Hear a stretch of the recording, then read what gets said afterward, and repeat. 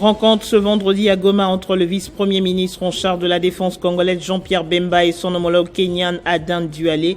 C'est pour évaluer la coopération bilatérale entre les deux États, surtout dans le domaine de la défense. En Ituri, plus de 1000 personnes ont regagné leur village ce vendredi. Ce retour volontaire est consécutif à la paix imposée par l'administration militaire sous le commandement du lieutenant-général Johnny Luboya. Le prix de mérite intitulé Le vrai patriote a été remis au directeur général de Télé 50 Jean-Marie Kassamba pour son attachement à la nation et le rayonnement des médias en RDC.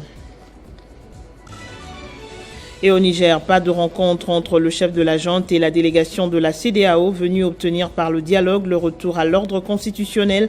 La situation politique du pays reste sous contrôle des putschistes.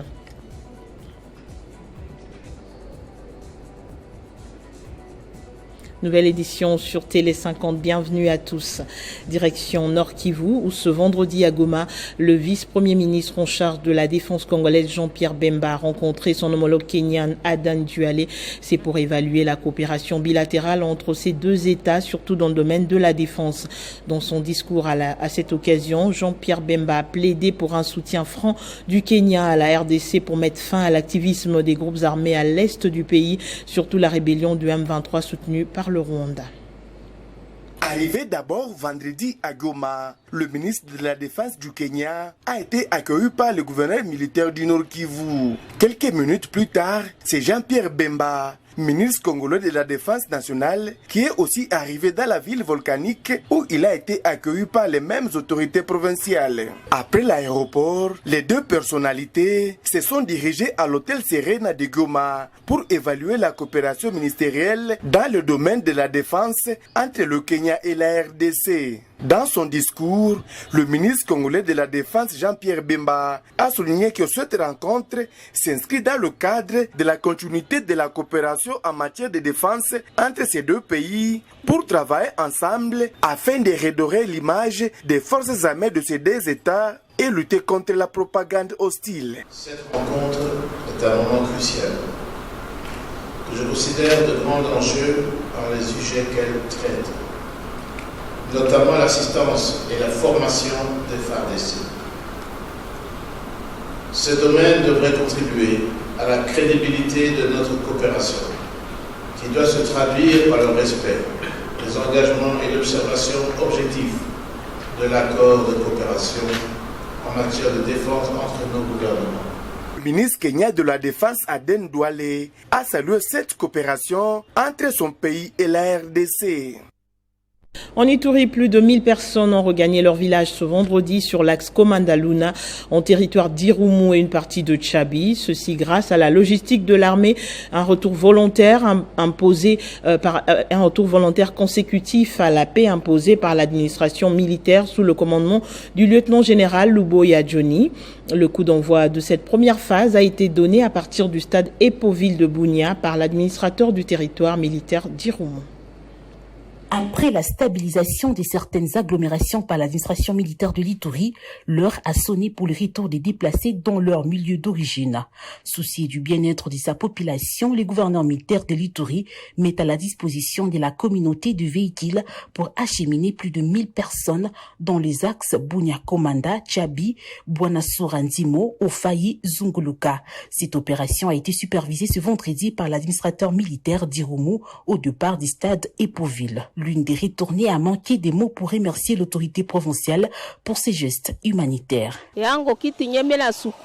Aujourd'hui, je suis très contente pour cet acte posé en notre faveur. D'ailleurs, je n'avais même pas le moyen de payer le transport pour mon retour à Komanda.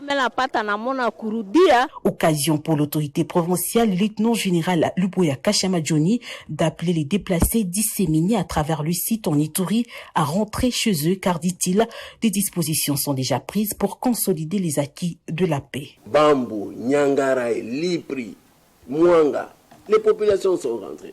Maintenant, nous avons d'autres populations qui restent ici dans les sites, alors qu'ils ont des villages où ils ont une très bonne terre et où ils peuvent travailler.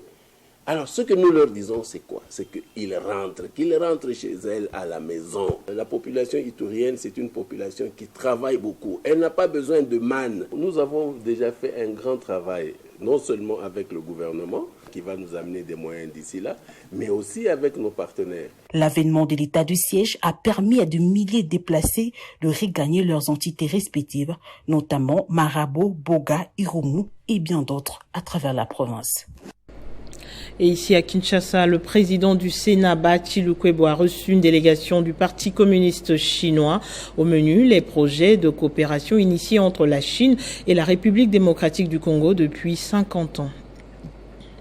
Avec le speaker de la Chambre haute du Parlement de la RDC, Modeste Bahati Lukwebo, la délégation conduite par Zui Rui, ministre assistant du département international du comité central du Parti communiste chinois, a passé en revue différents projets de coopération initiés entre la Chine et la République démocratique du Congo depuis 50 ans.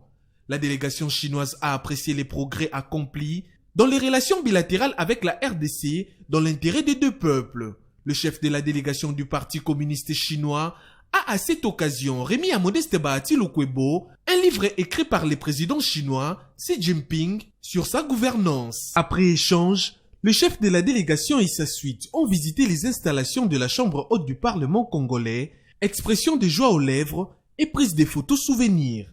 Le même jeudi dans la soirée, la délégation du PCC a été conviée à un repas offert par le président du Sénat en présence de membres du directoire national de l'Alliance de forces démocratiques du Congo, parti cher à Modeste Bahati Lukwebo. Au cours de cette rencontre conviviale, les deux partis ont discuté des possibilités d'un échange d'expériences entre leurs membres. Une délégation de l'AFDC est attendue dans les prochains jours en Chine pour la concrétisation de ces partenariats qui sera sanctionné par la signature d'un protocole d'accord. À noter que le Parti communiste chinois, qui existe depuis 100 ans, entretient des relations dans 166 pays dans le cadre de la coopération avec d'autres partis politiques. Je l'annonçais en titre, l'association des journalistes, des éditeurs indépendants remis le prix de mérite intitulé Le vrai patriote au directeur général de Télé 50, Jean-Marie Kassamba, pour son attachement à la nation et surtout le rayonnement des médias en RDC. Ils n'ont pas voulu rester indifférents aux faits et gestes posés par Jean-Marie Kassamba. Ils ont scruté de fond en comble l'association de journalistes des éditeurs indépendants de la République démocratique du Congo ont par ces gestes voulu donner les raisons du prix de vrai patriote à Jean-Marie Kassamba. Après enquête et investigation sur les prouesses et loyaux services rendus à la nation congolaise, dans notre credo, aimons et reconnaissons nos vivants, décernant ces diplômes de mérite à messieurs Jean-Marie Kassamba pour son combat et lutte pour un état de droit, son encadrement sans recul de la jeunesse, son esprit d'équipe et son amour patriotique, ainsi que ses réalisations combien louables. Très ému, le lauréat n'a pas caché sa satisfaction. Ça me touche profondément parce qu'il n'y a jamais plus important que la reconnaissance des siens. Au niveau de Kinshasa, j'essaie d'encadrer la presse avec des principes, avec beaucoup de courage, mais surtout avec beaucoup de détermination. Vous avez parlé du vent, des courants, mais nous ne pouvons pas fléchir lorsque nous avons la certitude que nous sommes dans le beau. Aimons-nous vivants, entre de nous vivants. Tel est le slogan de l'association de journalistes éditeurs indépendants de la République démocratique du Congo pour honorer toutes les icônes dans le média congolais. S'assurer de la bonne prise en charge sanitaire des athlètes, des invités du public au 9e jeu de la francophonie, c'est l'objectif de la descente effectuée jeudi par le ministre de la Santé publique Roger Kamba dans les sites où les compétitions sont organisées à Kinshasa. C'est pour palper des doigts à quelques heures de la fin de cette compétition internationale, le travail abattu par ces équipes déployées depuis le début du 9e jeu de la francophonie. Tentes médicalisées, postes médicaux avancés et infirmeries ont été installés dans différents sites de vente, la capitale pour prendre en charge les éventuels cas de maladies et des incidents liés à la santé. En outre, des ambulances ont été disponibilisées pour évacuer des urgences dans des structures médicales appropriées. Les médecins urgentistes, infirmiers, mobilisés par le ministère de la Santé publique, Hygiène et Prévention ont travaillé aux côtés de la Croix-Rouge pour assurer cette prise en charge sanitaire. À son passage, le docteur Samuel Roger Kamba et toute sa suite ont visité les infirmeries et les salles antidopage. Ici, le personnel assure la garde jusqu'à la fin de la dernière compétition. Ces échanges avec les équipes du terrain lui ont permis de trouver vite les solutions à certaines doléances qui lui ont été soumises. Nous nous sommes préparés en amont pour pouvoir garantir la sécurité sanitaire, aussi bien des athlètes, des invités que de la population. Et donc, il y a 2 dispositifs qui ont été mis en place. Un premier dispositif plus adapté aux athlètes et un deuxième dispositif beaucoup plus large pour la population. À la fin de cette tournée, le ministre a dit toute sa satisfaction car la bonne préparation de cette compétition permet à ce jour de terminer le 9e jeu de la francophonie avec 0 incident majeur comme le voulaient les chefs d'Idita, Félix-Antoine Tshisekedi Tshilombo. Partout où il est passé, le ministre Roger Kamba a appelé le personnel de santé à une bonne utilisation des matériels pour que ceux-ci servent à la République aux jours à venir. C'est une longue mission qu'a menée le directeur général de l'Office congolais de contrôle dans le Nord Kivu, Étienne Chimanga, a inauguré le week-end dernier un bâtiment de 2 niveaux censé abriter 40 locaux de l'OCC à Kassindi.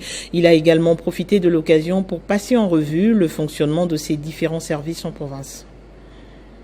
Kassindi reste encore une zone sensible en raison de l'insécurité dans la région.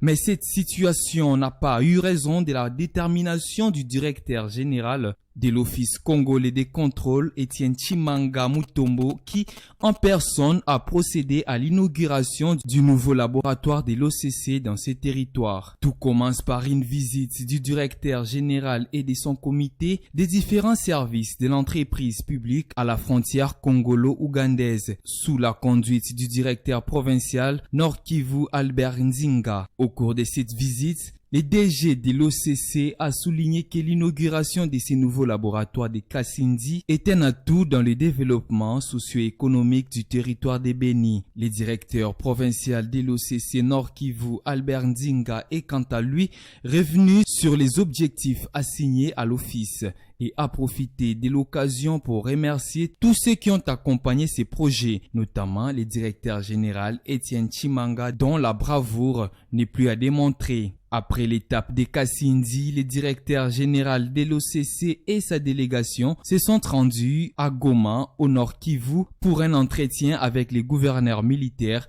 le général Constant Ndima. Le numéro 1 de l'OCC s'est ensuite rendu au siège de la direction provinciale du Nord Kivu pour une causerie morale avec les agents et cadres, suivie d'une visite des locaux. Sa mission à Goma s'est clôturée par des entretiens avec la délégation syndicale, les comités des femmes, les veuves et orphelins des agents décédés, l'association des déclarants en douane et d'autres personnalités politico-administratives. C'est au cours de ces échanges que le directeur général Étienne Chimanga a pris son avion pour regagner Kinshasa.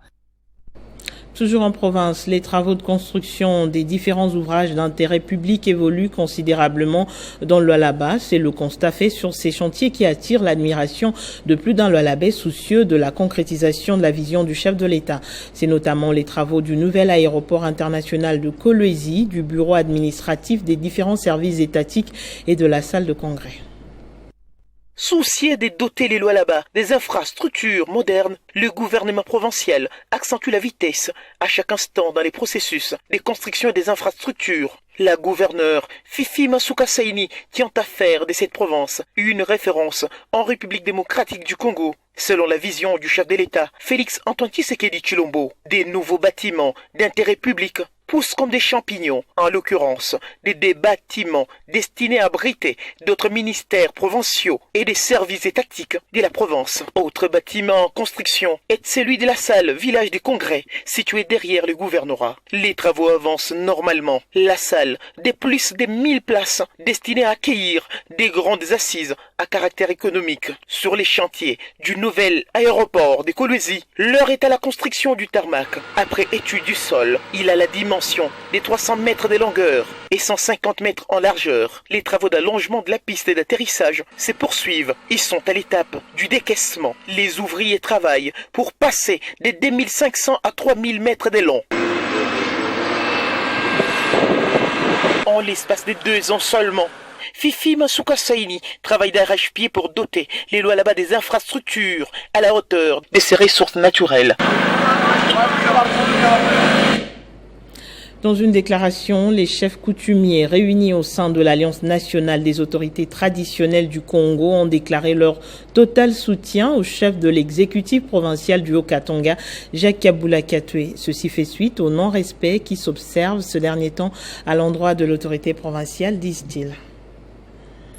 Nous, grands chefs traditionnels dans le Haut-Katanga, réunis au sein de l'Alliance nationale des autorités traditionnelles du Congo, en ATC ainsi, observons avec regret et indignation de constater ces derniers temps le non-respect envers l'autorité provinciale en place à la personne de notre digne fils et gouverneur de province, Jacques Kabula Katwe Wandani.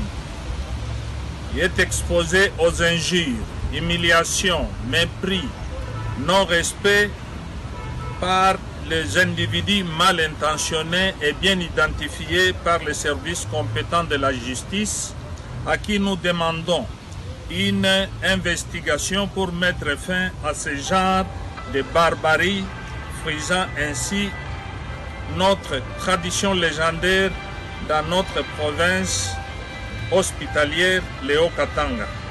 Nous appelons les uns et les autres au respect mutuel et à la cohésion pacifique de la province. Notez bien, le Haut-Katanga n'est pas orphelin. Nous sommes là, nous, chefs traditionnels, portons un soutien et un attachement indéfectible à notre cher et digne fils, son Excellence Jacques Kabula Katwe, gouverneur de province du Haut-Katanga. À bon entendeur, salut. Inspecté sur l'avancement des travaux du programme de développement local des 145 territoires initié par le chef de l'État, c'est l'objectif de la descente du gouverneur de la Mongala, César Limbaya, à l'école primaire Etabé située dans le territoire de Bumba. Consterné, César Limbaya hausse le ton et fustige le non-avancement des 10 travaux par le PNUD. À Bumba, le gouverneur de la Mongala a effectué une visite d'inspection dans les différents sites sélectionnés pour la mise en œuvre du programme de développement local de 145 territoires. Le constat est plus qu'amer. Ici, à l'épée Etabé situé à Bumba dans le village Ebonda, où a été posée la première pierre pour le lancement de ces travaux, rien n'a quasiment été fait. Consterné, César Limbaya hausse les tons et fustige la non-exécution des travaux par l'agence onusienne PNUD. Théoriquement, le PNUD a lancé les travaux. Et c'était ici, dans le territoire de Bumba. En principe, les travaux auraient pu commencer au mois de novembre et décembre. Ce n'était que de report en report. Nous sommes surpris désagréablement de constater que ici à la Mongala, certaines structures électionnées n'ont ni bêche, ni houe, ni trouelle. Moi-même ici, je fais des correspondances pour faire observer au PNUD que je n'ai partagé pas sa méthodologie de travail. Le chef de l'exécutif mongalais confie la population à garder espoir en ces projets salvateurs initiés par le chef de l'État, Félix-Antoine Tshisekedi. C'est de garder espoir. Nous n'allons pas cautionner le fait que certains gagnent des projets et qu'ils soient là pour essayer de bloquer l'évolution du projet et dire à la fin de compte que le président n'a rien fait. César Limbaya s'engage à poursuivre ses plaidoiries auprès des autorités compétentes jusqu'à obtenir gain de cause pour le bien de sa province. Et vous vous souvenez sûrement des menaces de bannissement du cobalt congolais sur le marché international. Le ministère des Mines, à travers un communiqué, a apporté des éclaircissements. Regardez. La République démocratique du Congo recèle dans son sol et sous-sol diverses substances minérales dont le gisement pouvant être exploité de façon industrielle ou artisanale selon les facteurs techniques et économico-financiers du moment. Dans sa volonté de formaliser et améliorer le système de traçabilité de minerais dans les filières artisanales, plusieurs projets ont été mis en place. En effet, dans l'optique d'un développement et d'une évolution de l'extraction au puits vers celle de la petite mine et à de fins d'amélioration et de sécurisation du secteur minier, notre pays a abouti, avec le soutien de partenaires, à la validation du cadre normatif sur le cobalt d'exploitation minière artisanale et à petite échelle, avec l'initiative pour une chaîne d'approvisionnement en minerais responsables organisme américain regroupant plus de 400 entreprises membres, qui établit une série d'exigences en matière environnementale, sociale et de gouvernance pour les sites miniers, permettant une traçabilité optimale de minerais. À cela s'ajoute la mise sur pied de la commission interministérielle sur le travail des enfants dans les secteurs de mines artisanales, qui met en œuvre, avec l'accompagnement de l'Organisation internationale du travail et du US Department of Labor, les processus d'identification et de mise en place d'options alternatives telles que les écoles de métiers et projets agricoles en vue d'accélérer la sortie des enfants et de personnes vulnérables des mines ainsi que leur reconversion. Et aussi l'organisation de la réunion de réflexion initiée par le ministère des Mines avec le partenaire technique et financier tel que l'USAID et le RMI ou encore le BGR, afin d'harmoniser les efforts des différentes parties prenantes pour tester l'impact des diverses initiatives de formation suggérées et exécutées sur les terrains. Le ministère des Mines appelle que la formalisation du secteur minier artisanal se fasse dans le plein respect des codes miniers et de ses mesures d'application, notamment en temps des normes techniques, protection des droits de l'homme, ainsi que la responsabilité sociale d'entreprise.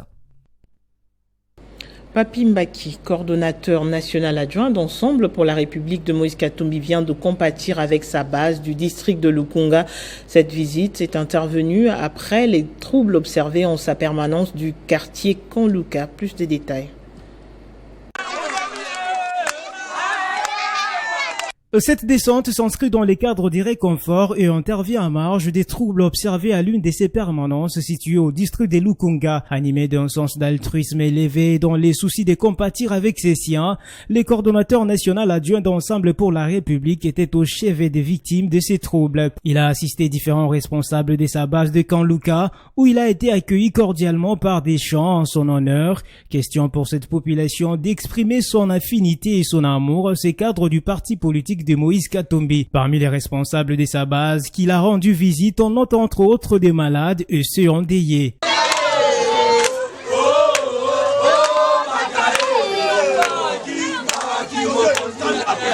Le coordonnateur national adjoint d'Ensemble pour la République, Papi Mbaki, a par ailleurs visité différentes avenues de ces coins de la capitale dans les soucis de s'imprégner davantage des conditions de vie de cette population.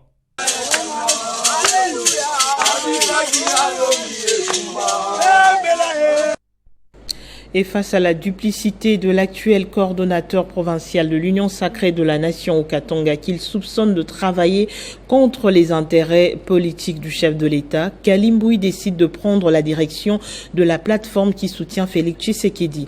Le président national de la Vision, Fachi Rénové, a annoncé sa décision ce jeudi au cours d'une matinée politique avec les cadres de base de son parti à Lubumbashi. Devant les cadres de base de son parti à Lubumbashi, sous un ton ferme et sans mâcher le mot, le président national de la Vision Fachi Rénové annonce qu'il assumera désormais les fonctions de coordonnateur provincial de l'Union sacrée de la nation dans le Haut-Katanga. Mienjo coordonnateur wa Union sacrée mwa Katanga. Ma Union sacrée itakuwa mbili. Ma Union sacrée itakuwa tatu. Ile Union sacrée ingine tutashikia. Ile ni ya bakabilistes. Hii ni fasciste. Une décision qui fait suite à la duplicité qu'il dit constater dans le chef de l'actuel coordonnateur, dont les agissements sont de nature à mettre en péril l'image du chef de l'État Félix Antoine Tshisekedi Tshilombo dans le Haut-Katanga. Minata Vision Fachi Rénové. Minata IDPS. Minata Jinafek. Je vais me reconnaître bien qu'on a soutenir Fachi Béton, Moukweli. Aba Bengine ni ba malfecteur. Banakwa Kwiba. Banakwa Kutulanda. Jo tu vas péter le pouvoir, tu vas quitter la mouille ma boutoumwa. Pour Kalimboui, qui s'est déjà confirmé comme un fasciste convaincu, il n'est nullement question de laisser perdurer cette situation. Il est plutôt temps de fédérer toutes les forces politiques derrière le président de la République en vue des élections de décembre prochain. Sortie officielle du parti politique Alliance pour la Renaissance du Congo puissant, ARCOP, ce jeudi à l'hôtel Fleuve Congo à Kinshasa. Ce mouvement, qui se dit fédéraliste républicain, dirigé par Christian Mambou, vise la consolidation de la cohésion nationale. C'est un nouveau-né qui voit les jours dans la sphère politique congolaise. Il s'agit du parti politique cher à Christian Mambo Mabinkouboula, dénommé Alliance pour la reconnaissance du Congo puissant, ARCOP en sigle.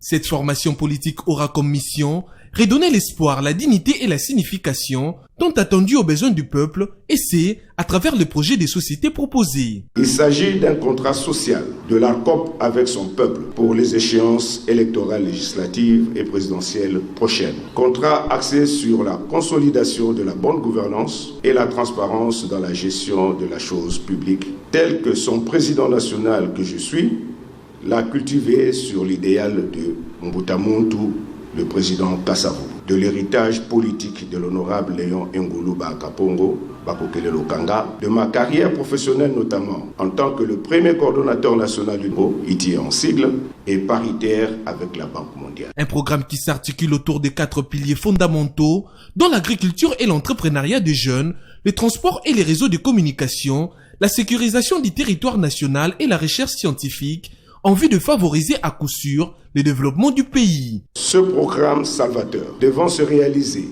sur base d'un algorithme qui respecte le triptyque terre, homme, terre et capital. Car toute création de richesse émane de l'intervention équilibrée de ces 3 facteurs majeurs. Concernant le mode de gestion du pays, Christian Mambo, qui est potentiel candidat à la présidentielle, dit proposer avec son parti politique le système du fédéralisme républicain fondé sur la cohésion nationale, la bonne gouvernance, la transparence et la redevabilité permanente au peuple et adapté aux réalités sociopolitiques de notre pays. L'actualité sur le continent nous emmène au Niger où la situation politique du pays reste sous contrôle des putschistes malgré multiples menaces de la communauté économique des États de l'Afrique de l'Ouest pour intervenir militairement et rétablir le président Mohamed Bazoum dans ses fonctions. La CEDEAO avait fixé un ultimatum d'1 semaine qui s'achève ce dimanche, une option jamais exécutée par le général Abdourahmane Tchani qui est soutenu d'ailleurs par quelques pays voisins. L'adjointe militaire nigérienne n'entend pas fléchir face aux menaces d'intervention militaire de la CEDEAO. Au contraire, elle montre ses muscles et menace de riposter à toute attaque militaire de l'organisation régionale. La possibilité de parvenir à une solution à l'amiable avec l'adjointe s'évanouit de plus en plus.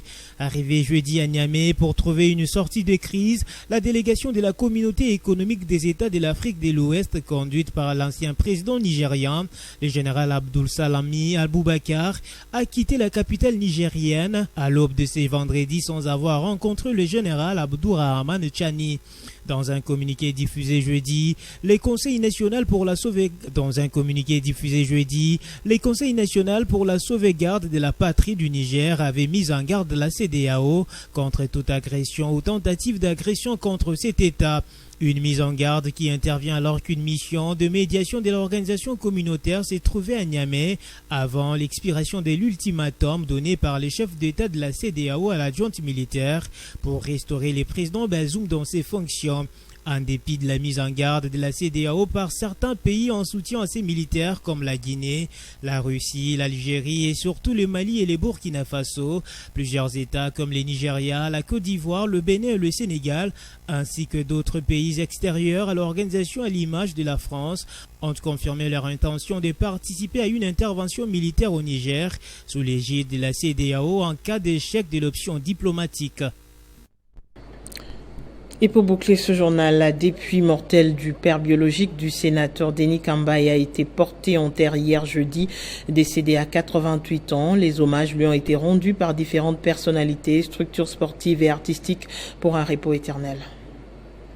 C'est désormais à la nécropole entre terre et ciel que repose le corps du pasteur Alphonse Chimbombo Moussoué Bantou. Le jeudi 3 août, de blanc vêtu, la grande famille Chimbombo commence la journée à la morgue de l'hôpital du Cinquantenaire pour la levée du corps du père biologique du sénateur Denis Kambaye.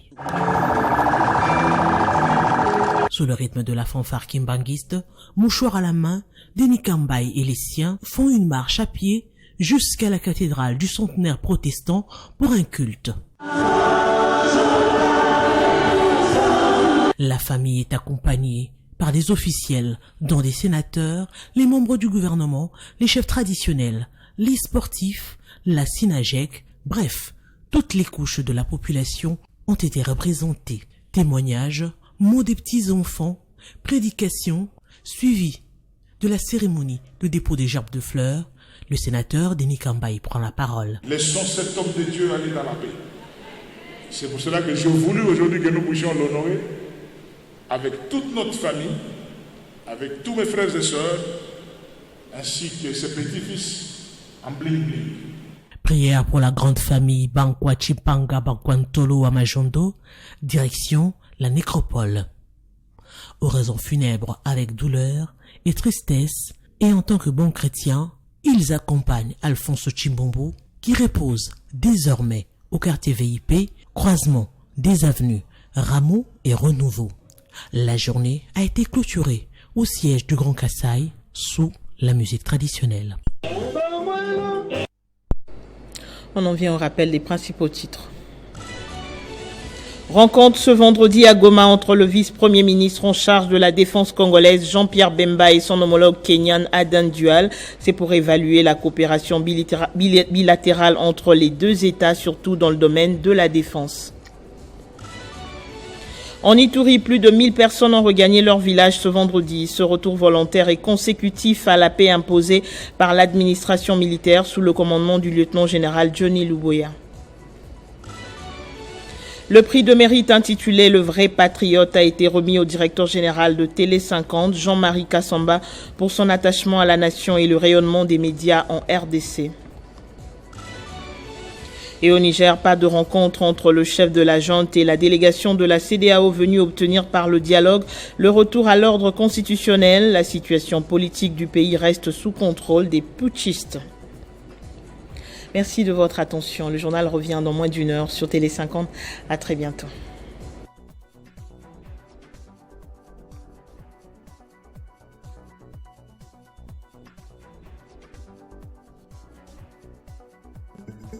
Retrouvez toute l'actualité en continu sur www.tele50.cd.